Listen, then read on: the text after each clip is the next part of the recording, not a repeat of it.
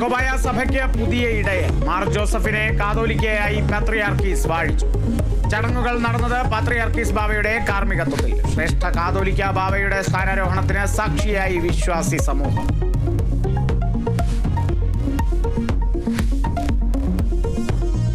കൊടകര കുഴൽപ്പണക്കേസിൽ കുറ്റപത്രം സമർപ്പിച്ച് ED. കേസിലാകെ 23 പ്രതികളെന്ന് കുറ്റപത്രം. പണം എത്തിച്ചത് BJPക്ക് വേണ്ടിയെന്ന പോലീസ് കണ്ടെത്തൽ ED തള്ളി.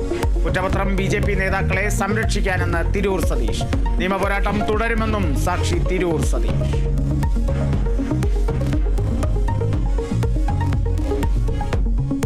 സ്വകാര്യ സർവകലാശാല ബിൽ നിയമസഭ പാസാക്കി. എതിർക്കാതെ ആശങ്കയറിയിച്ച് പ്രതിപക്ഷം. പ്രത്യാഘാതം പഠിക്കണം. അണക്കെട്ടുകളുടെ ബഫർ സോൺ ഉത്തരവ് പിൻവലിച്ചു. നടപടി പ്രതിപക്ഷത്തിന്റെ അടിയന്തര പ്രമേയത്തിൽ. പൊതുസ്ഥലത്തെ പരിപാടികൾക്ക് ഫീസ്. അധിക വിഭവ സമാഹരണം ലക്ഷ്യം. നിയമസഭാ സമ്മേളനം അവസാനിച്ചു.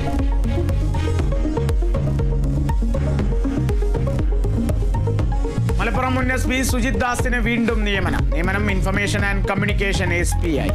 മരംമുറി വിവാദത്തിൽ സസ്പെൻഷനിലായിരുന്നു സുജിത്.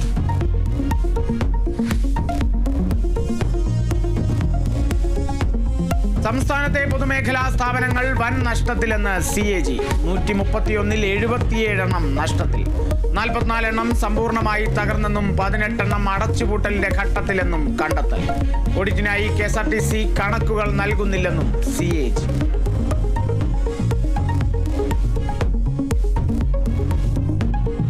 ADGP MR അജിത് കുമാറിനെതിരായ അനധികൃത സ്വത്ത് സമ്പാദന കേസിൽ സാവകാശം തേടി വിജിലൻസ്. അന്തിമ റിപ്പോർട്ട് സമർപ്പിക്കാൻ 45 ദിവസം വേണമെന്ന് കോടതിയിൽ വിജിലൻസ്. ഹർജി മെയ് 6-ന് വിജിലൻസ് കോടതി വീണ്ടും പരിഗണിക്കും.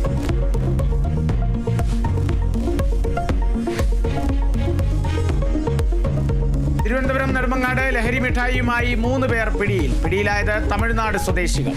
പാഴ്സൽ എത്തിയത് വട്ടപ്പാറ സ്വകാര്യ ബോയ്സ് ഹോസ്റ്റലിലെ അഡ്രസ്സിൽ.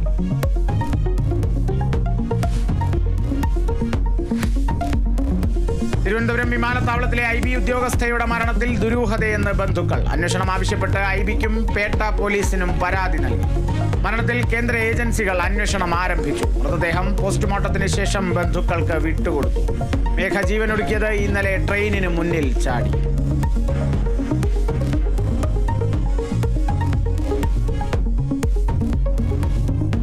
നെന്മാറ ഇരട്ടക്കൊലക്കേസിൽ കുറ്റപത്രം സമർപ്പിച്ചു. കുറ്റപത്രത്തിൽ ചെന്താമരയ്ക്കെതിരെ ദൃക്സാക്ഷിയുടെ നിർണായക മൊഴി.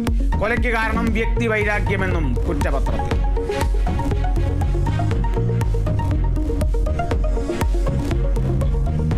ഡൽഹി ഹൈക്കോടതി ജഡ്ജി യശ്വന്ത് വർമ്മയുടെ വസതിയിൽ സുപ്രീം കോടതി നിയോഗിച്ച സമിതിയുടെ പരിശോധന. ജഡ്ജിയുടെ മൊഴിയും രേഖപ്പെടുത്തി. നോട്ടുകെട്ടുകൾ കണ്ടെടുത്ത സംഭവം ഗൗരവതരമെന്ന് രാജ്യസഭാ ചെയർമാൻ.